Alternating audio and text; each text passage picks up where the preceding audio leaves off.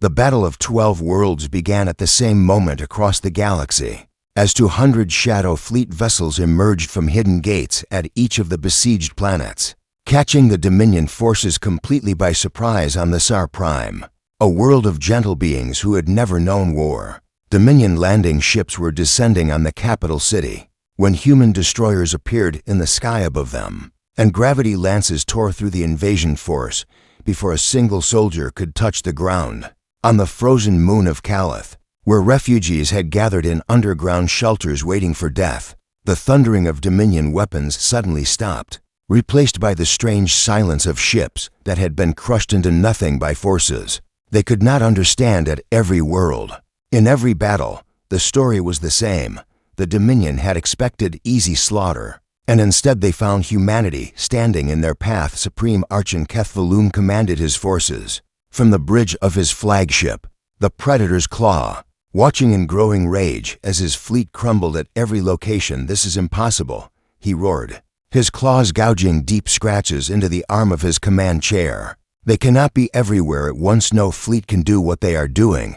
But humanity was doing it, and the Shadow Gate network made possible what should have been impossible, allowing Admiral Hadid to coordinate her forces across distances that should have taken years to cross. The battle was fierce and costly, and for the first time since the Shadow Fleet had awakened, human ships began to fall. The destroyer Defiance rammed a Dominion carrier to prevent it from launching fighters at a refugee convoy, sacrificing its entire crew to save 10,000 alien lives. The cruiser New Hope held position over a burning city for 6 hours, absorbing fire that should have destroyed it 3 times over, while transports evacuated civilians from the streets below. On the ground, human Marines fought beside Concord soldiers who had been their enemies just days before, united against a common threat that cared nothing for old rivalries. A young sergeant named Elena Vasquez led her squad through the ruined streets of a city whose name she could not pronounce, protecting a group of alien children who looked at her with huge,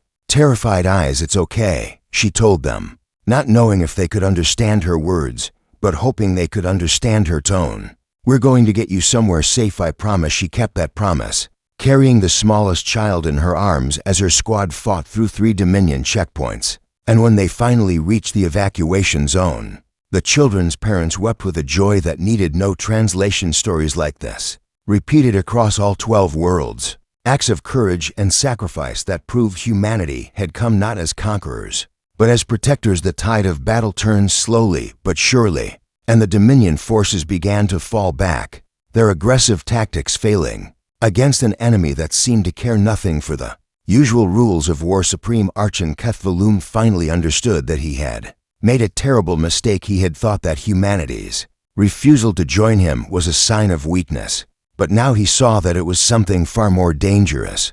It was conviction. The final battle took place above the Sar Prime, where the largest concentration of Dominion forces had gathered for a last stand, and Admiral Hadid led the assault personally from the bridge of the Prometheus. "All ships, target the Predator's Claw," she commanded, her voice steady despite the chaos of battle around her. "The Archon ends this today." The Shadow Fleet closed in around the Dominion flagship, weathering the desperate fire of its escorts, and gravity lances began to tear apart the massive vessel piece by piece. Kethvalum watched his ship dying around him, fires spreading through corridors that had never known defeat, and he sent one final transmission to the human fleet. "You have won this battle, humans, but you have made an enemy today that will never forget. The Dominion will return, and when we do, we will burn your worlds to ash." Admiral Hadid's response was simple: "You are welcome to try, Archon, but I suggest you remember what happened the last time someone threatened humanity. We have a habit of surviving, and we have an even stronger habit of protecting those we care about."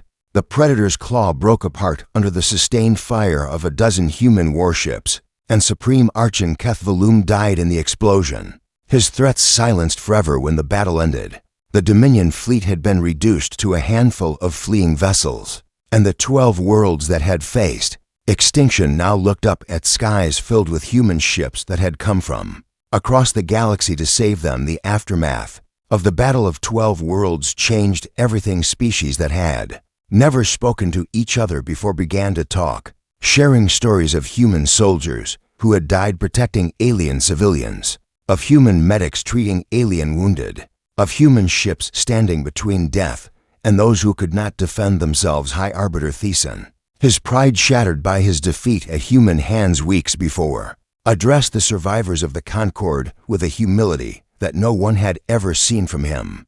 "I was wrong about humanity," he said, his crystalline voice echoing through the ruined assembly hall. "And we were all wrong. We saw them as primitives to be controlled. But they showed us something we had forgotten in 10,000 years of power." He paused, and those who knew him well would have sworn they saw shame in his alien features. "They showed us that true strength is not measured by the ability to conquer, but by the willingness to protect, and in that measure, they have proven themselves greater than any of us." He turned to face Ambassador Okafor, who stood among the gathered representatives of 100 species on behalf of the Galactic Concorde. "I ask humanity to help us build something new, not as junior members, not as equals, but as the leaders we should have recognized long ago." Ambassador Okafor looked at Admiral Hadid, who stood beside him with the weariness of battle still visible on her face, and she nodded slowly. "We did not build the Shadow Fleet to rule anyone," Okafor said, his voice carrying to every corner of the hall. "And we did not fight the Dominion to claim power for ourselves." He stepped forward, facing the assembled representatives of the galaxy. "We did it because we believe that every species deserves the freedom to choose their own destiny. And we believe that the strong should protect the weak instead of exploiting them." He extended his hand toward Thiessen in a human gesture of peace. "If the galaxy wants our help building something better, we will give it freely, but we will never demand obedience. And we will never accept worship, because we are not gods or masters." He smiled, and it was the warm smile of a man who had seen the worst of the galaxy and still believed in its potential. "We are just humans, doing what we believe is right." Admiral Hadid stood on the bridge of the Prometheus weeks later, watching through the viewport as ships from a dozen different species passed through the Shadow Gate network, traveling to worlds they had never been able to reach before. The ancient gates were fully active now, their builder's purpose finally fulfilled after 60 million years of waiting, and the galaxy was beginning to change in ways that no one could have predicted. Ambassador Okafor joined her, two old friends who had seen their species rise from bullied newcomers to respected protectors. "They are calling it the New Dawn," he said. "This era we have created species that spent centuries at war are trading peacefully, and worlds that were isolated for millennia are finally connected." Admiral Hadid nodded, her eyes following a small ship as it disappeared into the gate, carrying passengers to a destination on the other side of the galaxy. "We spent 100 years hiding in the shadows," she said softly, "afraid of what the galaxy would do if they knew our true strength." She turned to face her old friend, and there was peace in her expression that had not been there before. "But now I understand that strength was never meant to be hidden. It was meant to be used, not for conquest, but for something greater." She looked out at the stars, countless points of light that represented worlds full of beings who now looked to humanity with hope instead of fear. The Shadow Gate finally opened, and instead of darkness, we brought light. The Prometheus turned toward the gate, ready to carry its crew to whatever challenges awaited them next, and humanity stepped into its new role as the guardians of a galaxy that had finally learned what it meant to be truly free. 116 years before Ambassador Okafor stood defiant in the Concorde chamber, a small exploration vessel named the Wanderer drifted at the edge of the solar system, its crew of 12 searching for resources in the frozen darkness beyond Neptune. Captain Maria Santos was the first to see it on her scanner, a structure so massive that she thought her equipment had malfunctioned, and she called her science officer to the bridge with a voice that trembled. Despite her efforts to remain calm, "Lieutenant Park, please tell me what I am looking at, because my instruments say there is an artificial structure out here that is larger than Earth's moon." Lieutenant Park studied the readings with wide eyes, running the skin 3 times before he was willing to speak. "Captain, the readings are accurate, and whatever this thing is, it has been sitting here in the dark for a very long time. The computer estimates at least 60 million years. Based on the dust accumulation and micrometeorite impacts, the Wanderer approached slowly, its tiny form dwarfed by the impossible scale of what they had found, a ring of dark metal and unknown materials that stretched for thousands of miles. with a hollow center that seemed to drink in the faint light of distant stars. Santos ordered her crew to document everything, taking thousands of images and readings that would later be classified at the highest possible level. And when they finally returned to Earth 3 months later, their discovery changed the course of human history. The governments of Earth held emergency meetings in secret bunkers, arguing for weeks about what to do with the knowledge of what the Wanderer had found. And two factions emerged with very different ideas. One group wanted to share the discovery with the Galactic Concord, believing that the elder races would be impressed by humanity's find and might finally treat them as equals. The other group, led by a young military strategist named General James Hadid, the grandfather of the woman who would one day command the Shadow Fleet, argued that sharing this knowledge would be the greatest mistake in human history. The Concord already sees us as primitives barely worthy of attention, General Hadid said during one crucial meeting, his voice cutting through the noise of debate. And if we give them this technology, they will take it from us and leave us with nothing, using our own discovery to strengthen their control over the galaxy. He stood before the assembled leaders with fire in his eyes, a man who had seen firsthand how the Concord treated its junior members.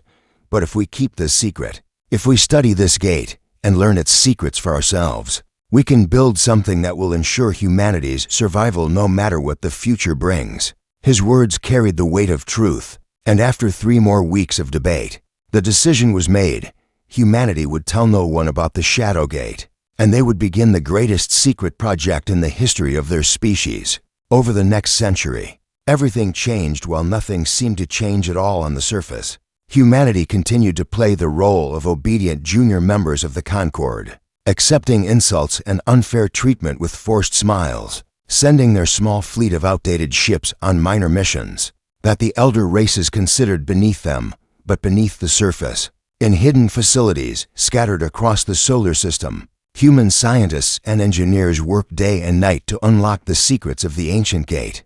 They discovered that the gate was not just a single portal, but a key to an entire network that spanned the galaxy. Thousands of doorways hidden in the dark spaces between stars, waiting for someone to wake them from their long sleep. They learned to build new engines that folded space itself, allowing ships to travel vast distances in the blink of an eye. And they developed weapons that manipulated gravity, turning the fundamental forces of the universe into tools of war. The construction began in secret places that the Concord would never think to look. Shipyards hidden inside hollowed-out asteroids, manufacturing facilities buried deep in the ice of Europa, research stations built in the permanent shadow of Mercury where no alien satellite ever looked. Admiral Yusra Hadid had been born into this secret, her family carrying the burden of knowledge for 3 generations, and she had trained her entire life for the moment when humanity would finally reveal its true strength. Now, standing in the Antarctic Command Center,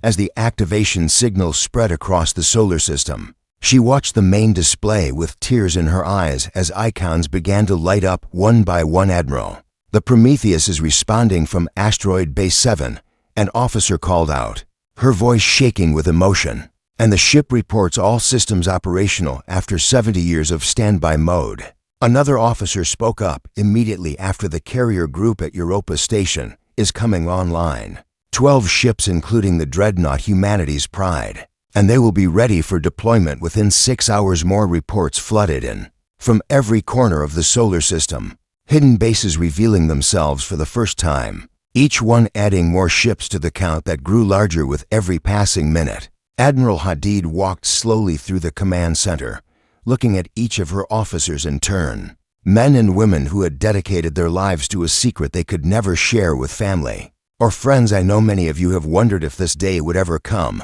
she said softly, her voice somehow carrying over the chaos of activity. And I know that some of you have spent decades preparing for a moment you feared might never arrive.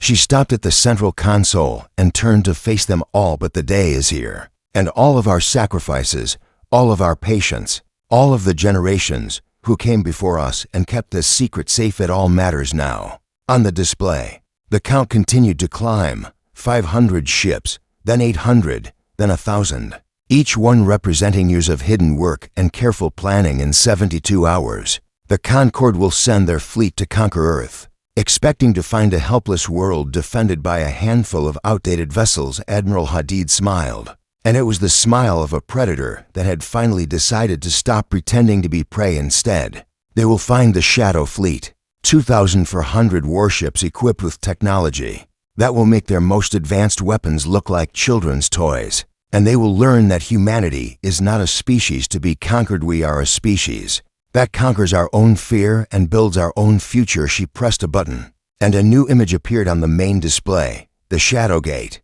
now surrounded by construction platforms and waiting ships, ready to open for the first time in 60 million years. Send the signal to all vessels, she commanded, her voice ringing with authority, and tell them to prepare for the moment when the galaxy learns the truth about humanity. Across the solar system, in hidden places that had kept their secrets for a century, the Shadow Fleet awakened, and the stars themselves seemed to hold their breath in anticipation of what was to come. The long night of hiding was over, and the dawn of a new era was about to begin. The Concord's pacification fleet arrived at the edge of Earth's solar system, exactly 72 hours after High Arbiter Thiessen had issued his ultimatum. 800 warships arranged in perfect formation, their weapons charged and their crews confident in their overwhelming superiority. Fleet Commander Thiessen himself stood on the bridge of his flagship, the Crystal Dominion, a vessel 3 miles long that had never known defeat in over 2,000 years of service. And he looked at the blue dot of Earth with contempt in his glowing eyes.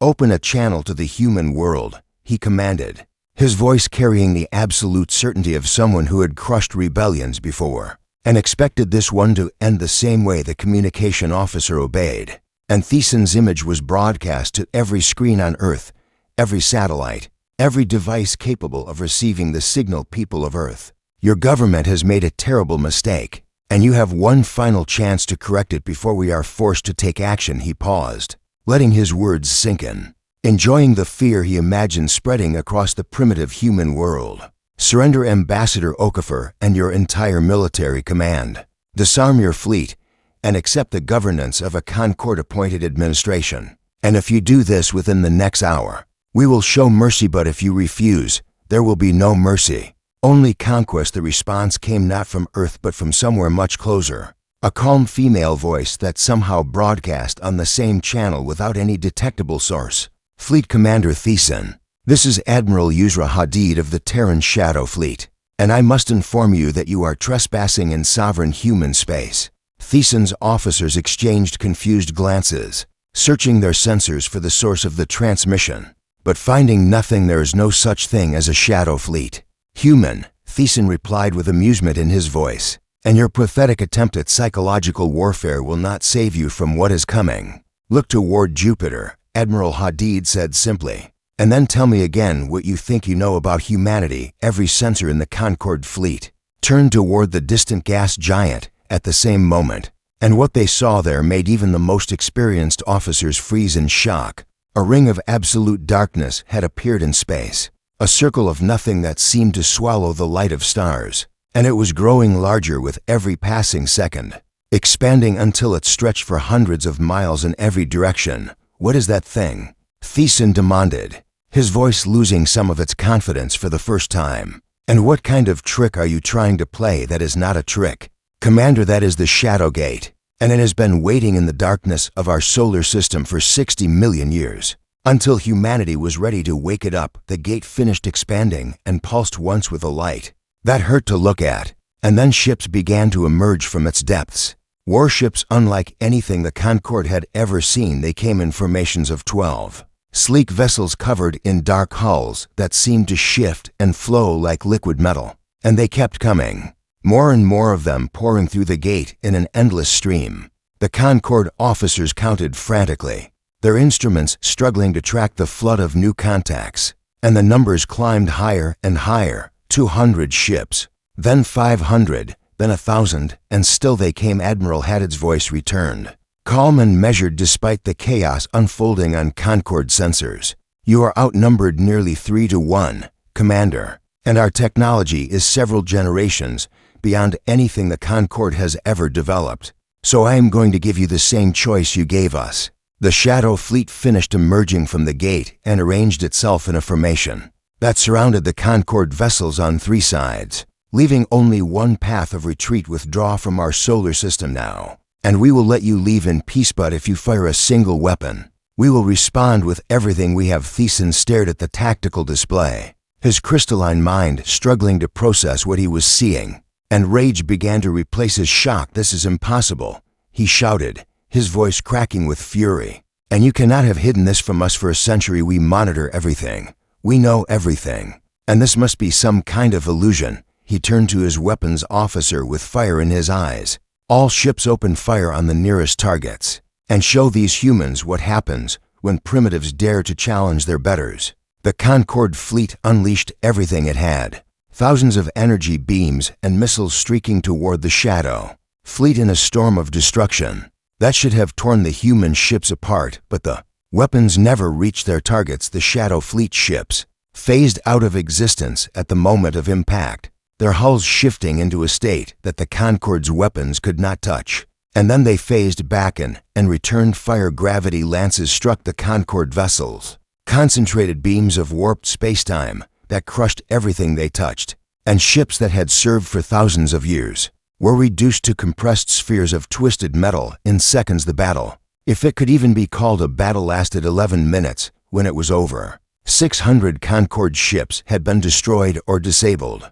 their wreckage drifting in the cold darkness of space, and the surviving 100 vessels huddled together in a defensive formation that could do nothing to protect them. Thiessen stood on his crippled flagship, watching through a cracked viewport as a human destroyer, a ship barely a tenth the size of his own vessel, cut through his remaining escorts like they were made of paper. "This is Admiral Hadid calling Fleet Commander Thiessen," the calm voice said again, "and I am prepared to accept your surrender." The High Arbiter of the Galactic Concorde, a being who had ruled over countless species for thousands of years, felt something he had not experienced in living memory. "Fear? How?" he whispered, his voice barely audible. "How did you do this? And how long have you been hiding this power from us?" "We did it because we had to," Admiral Hadid replied. "And we hid it because we knew that the Concorde would never accept humanity as equals. You would have taken our technology, stolen our discoveries, and left us even more helpless than before." She paused, and when she spoke again, there was no anger in her voice, only a strange kind of sadness. "We never wanted to use these weapons, Commander, and we hoped that someday the Concorde would learn to treat us with respect without being forced. But you left us no choice, and now the galaxy will have to learn a new way of doing things." Thiessen lowered his head, the fight going out of him as he looked at the destruction surrounding his once mighty fleet. "What do you want from us?" he asked, his voice hollow with defeat. "Right now, I want you to take your surviving ships and go home," Admiral Hadid said. "And I want you to tell the Concorde what happened here. Tell them that humanity is no longer a junior member to be bullied and controlled, but an independent power that will defend itself against any threat." She allowed a hint of steel to enter her voice. "And tell them that we are broadcasting a message to every species in the galaxy right now, a message that will change everything. Because the Shadow Gate is not just a single portal, it is a key to a network that spans the entire galaxy, and we are offering to share it with anyone who wants to be free." The surviving Concorde ships limped away toward the edge of the solar system, their retreat watched by the silent vessels of the Shadow fleet. And across the galaxy, billions of beings of every species turned their eyes toward a transmission they had never expected to receive. Humanity was speaking, and for the first time in the history of the Galactic Concorde, everyone was listening.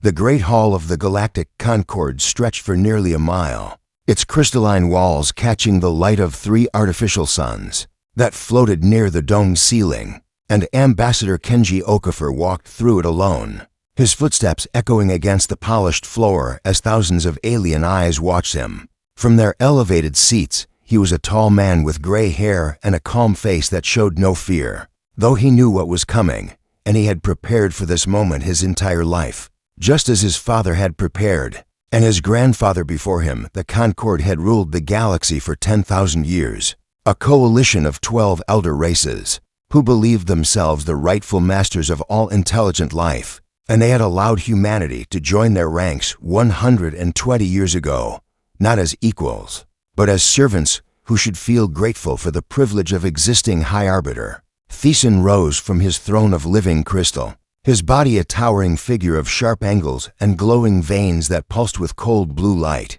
And when he spoke, his voice filled the entire chamber without effort. Ambassador of Earth, you stand before this assembly to answer for your species' continued defiance, and we demand to know why humanity refuses to contribute its military forces to the war effort against the Vethkai Dominion. Okafor stopped at the center of the hall and looked up at the alien without flinching, his hands clasped behind his back in a posture of quiet dignity. High Arbiter, the Concord demands that Earth send 80% of our defensive fleet to the front lines, leaving our world and our colonies virtually unprotected. And this is not a request for contribution, it is a demand for sacrifice.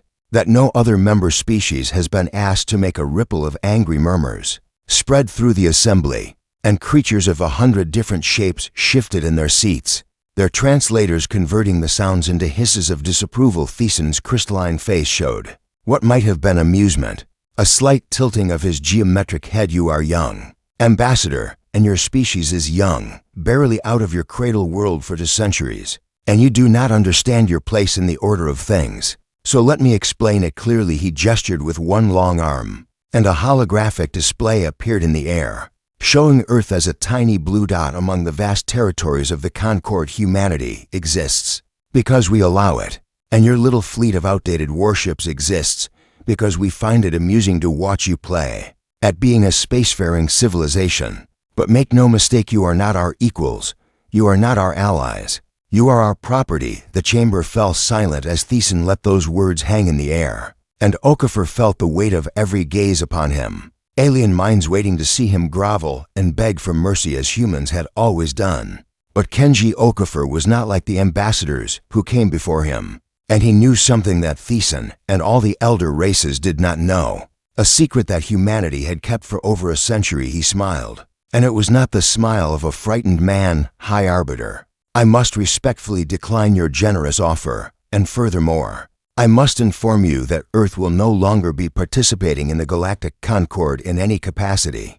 The silence that followed was absolute, as if the very air had frozen in shock, and then chaos erupted throughout the chamber, voices screaming in a dozen languages, translators struggling to keep up with the flood of outrage. Thesan raised one hand, and the noise stopped instantly, his authority crushing all dissent with the weight of 10,000 years of dominance. You dare to reject us, little human, and you dare to speak of leaving the Concord as if that were something you could choose to do. His eyes blazed with cold fire as he stepped down from his throne, his crystal body ringing like a bell with each step. Let me tell you what will happen now, Ambassador, and I want you to remember these words when your world burns. He stopped just a few feet from Okafor, towering over the human like a mountain of ice and light. You have 72 hours to reverse your decision and send your fleet as commanded. And if you fail to comply, the Concord will dispatch a pacification force to Earth, where we will remove your government,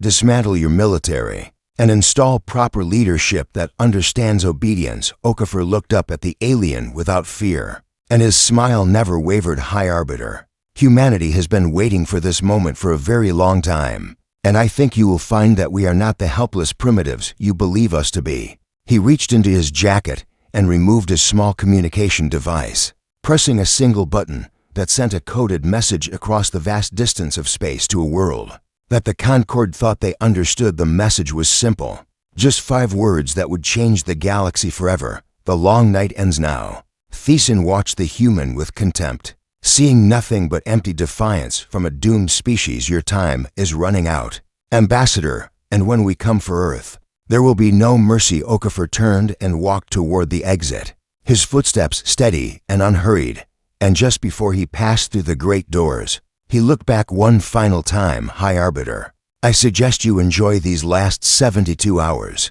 because the galaxy you know is about to end, and something new is about to begin deep beneath the ice of Antarctica, in a facility that appeared on no map and existed in no record. Admiral Yusra Hadid sat in a command center, surrounded by hundreds of officers who had spent their entire careers preparing for a day they hoped would never come. The message arrived on her personal screen, 5 words glowing in the darkness, and she read them 3 times before allowing herself to believe around her. The officers waited in tense silence, watching their commander for any sign of what the message contained. Admiral Hadid stood slowly, her weathered face showing a mixture of determination and something that might have been relief. And when she spoke, her voice carried to every corner of the room. Ladies and gentlemen, we have received the activation code from Ambassador Okafor, and as of this moment, Operation Long Night is in effect. She turned to face the massive display screen that showed a schematic of the entire solar system, dotted with hundreds of hidden locations that the Concorde had never suspected. Wake them up, all of them. Every ship, every station, every weapon we have built in the last 100 years. And tell our people that the waiting is finally over. An officer with tears in his eyes looked up at her with wonder. Admiral, are we really doing this after all these years of hiding? Hadid smiled, and it was the same smile that Okafor had shown to Thiessen. The smile of someone who knew a secret that would shake the stars. Yes, Commander, we are doing this, and when we are finished, the galaxy will never look at humanity the same way again. She pressed a button on her console, and across the solar system, in hidden places that had waited in darkness for generations, lights began to turn on. The Shadow Fleet was waking up, and nothing would ever be the same.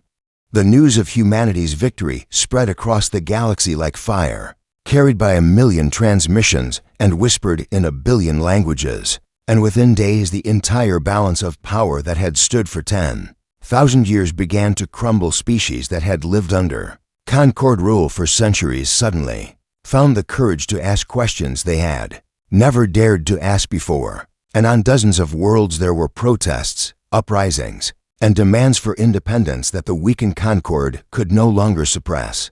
But not everyone saw the chaos as a disaster. Some saw it as an opportunity. Supreme Archon Kethvalum of the Vethkai Dominion was such a being, a predator who had evolved on a world where only the strongest survived. And he looked at humanity's display of power with hungry eyes that saw a potential ally. Rather than a threat, the Dominion had been at war with the Concorde for years. And though they were fierce warriors, they had always lacked the numbers and technology to achieve final victory. But now, with the Concorde reeling from its defeat at human hands, everything had changed. Kethvalum sent a message requesting a meeting, and Ambassador Okafor agreed to receive the Dominion delegation aboard the Prometheus. Curious to hear what the alien conquerors had to say, the meeting took place in a conference room, deep within the great ship, a space designed to intimidate visitors with its size and the silent presence of armored marines. Standing along the walls, Supreme Archon Kethvalum entered with an escort of his finest warriors, each one standing over 7 feet tall with scales of deep crimson and claws that could tear through steel. And he walked with the confidence of a predator who knew his own strength. Ambassador Okafor, Admiral Hadid, he said, his voice a rumbling growl that his translator converted to human speech. I have come to discuss an alliance that could benefit both of our species greatly. Okafor gestured for the Archon to sit, his face showing polite interest, but nothing more. We are listening, Supreme Archon, though I must admit some curiosity about why the Dominion would seek an alliance with a species you have never contacted before. Kethvalum showed his teeth in what might have been a smile, because you have proven yourselves to be worthy of respect. Ambassador, your secret fleet, your hidden technology, your willingness to strike without warning, these are qualities that the Dominion values above all others. He leaned forward, his yellow eyes gleaming with excitement. Together, we could crush what remains of the Concorde and divide the galaxy between us, with humanity taking the core worlds and the Dominion claiming the outer territories. We would be the 2 greatest powers in existence, and no one would dare challenge us. Admiral Hadid remained silent, watching the alien with an expression that gave nothing away. But Okafor responded with a slight shake of his head. Supreme Archon, I appreciate your offer, but I must ask you a question before we discuss it further. Kethvalum nodded, still confident that the humans would see the wisdom of his proposal. Ask whatever you wish. Ambassador, what would happen to the species currently living in the territories? You wish to claim the civilians, the non-combatants, the children of 100 different worlds who have no part in this conflict. The Archon waved one clawed hand dismissively. They would serve the Dominion as subjects.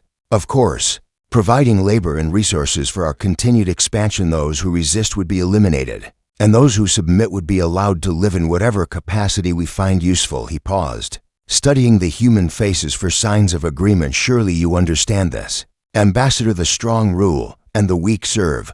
This is the natural order of things, and your species has proven itself strong enough to take its place among the rulers." Okafor exchanged a glance with Admiral Hadid, and something passed between them that the Archon could not read. "Supreme Archon," Okafor said softly, "humanity did not build our secret fleet so that we could become conquerors. We built it so that we could be free. And freedom means nothing if we purchase it by enslaving others." Kethaval's eyes narrowed, the first hint of displeasure crossing his predator's face. "You refuse our alliance?"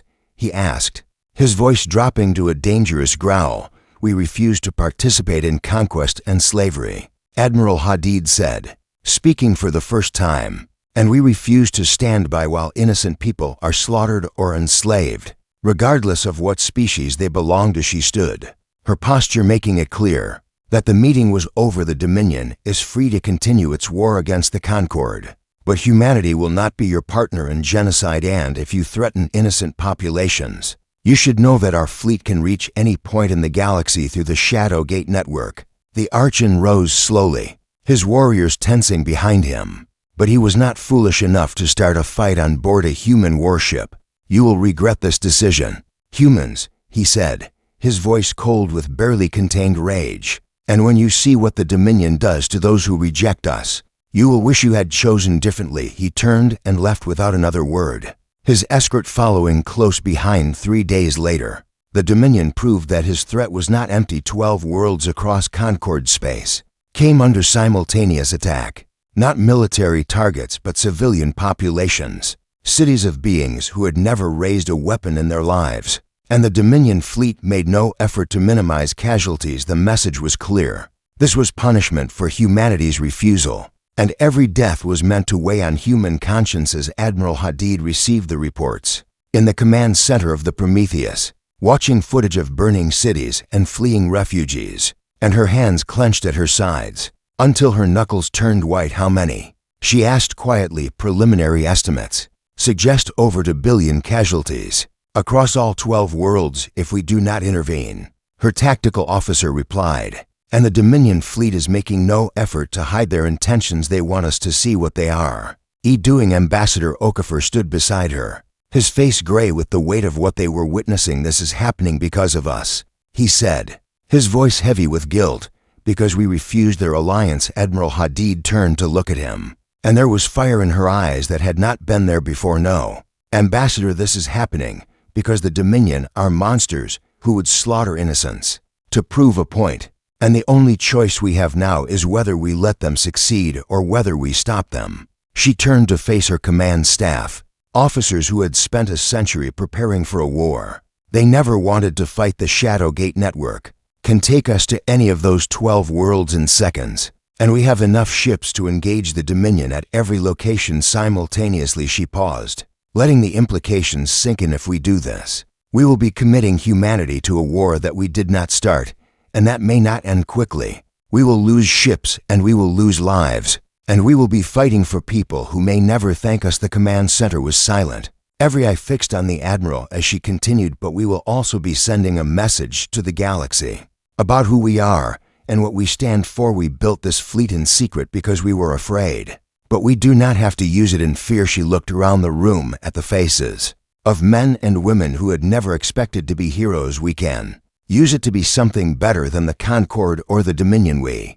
can use it to be the protectors that the galaxy has never had." A young officer raised her hand, her voice steady despite the magnitude of what they were discussing. "Admiral, what are your orders?" Admiral Hadid smiled, and it was the smile of someone who had finally found a purpose worth dying for. "All ships, prepare for immediate deployment through the Shadow Gate network. We are going to war, not for conquest, not for revenge, but to save the lives of people who have no one else to save them." She activated the fleet-wide communication system, her voice carrying to every ship in the Shadow Fleet. "This is Admiral Hadid to all vessels. Humanity has a choice to make today, and I am choosing to be the light that stands against the darkness, no matter the cost. Across the solar system, 2,400 warships turned toward the Shadow Gate, their engines powering up for a battle that would decide the future of the galaxy. All ships engaged. The gate flared with impossible light, and the Shadow Fleet vanished into the darkness between stars,